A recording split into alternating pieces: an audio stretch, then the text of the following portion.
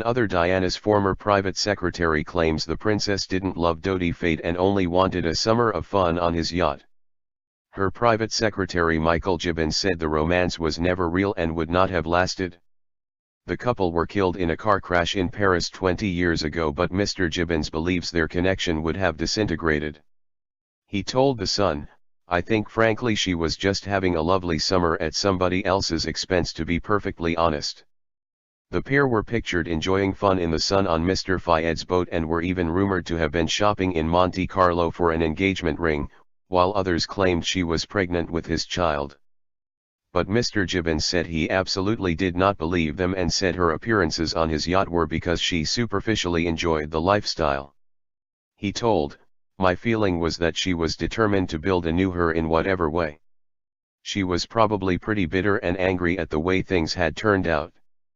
Meanwhile, Mr. Gibbins said he believes there is still much public resentment towards the Duchess of Cornwall over the treatment of Diana and said there would be a riot if she ever becomes queen. He added he was also against the young princes William and Harry walking behind her coffin during her state funeral, but felt it was not his place to voice his opposition. The controversial issue has recently returned to the surface after Diana's brother Earl Spencer revealed he objected to the boys walking behind the procession and claims he was lied to after he was told they wanted to do it. It was recently revealed by one of the Queen's most trusted aides how William and Harry were persuaded by their grandfather, Prince Philip, to follow behind their mother's coffin on the eve of her funeral, saying, "I'll walk if you walk." Sir Malcolm Ross, the courtier responsible for planning the event, says the decision wasn't made until the royals gathered for a family supper hours before Princess Diana was laid to rest on September 6, 1997. Mr. Gibbins has been speaking publicly about Diana for the first time since giving evidence at her inquest after her death.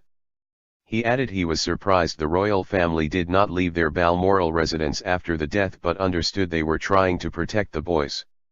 Mr. Gibbins added, "Maybe there was a lack of appreciation for the depth of feeling in London, which was quite extraordinary." Mr. Gibbins said Diana would have been proud of her boys for speaking out about mental health and attempting to modernize the royal family. He said some people believed it was not a sensible campaign for Diana's two sons, but understood why they wanted to talk about their feelings. And then described their father and grandfather as very stiff upper lip.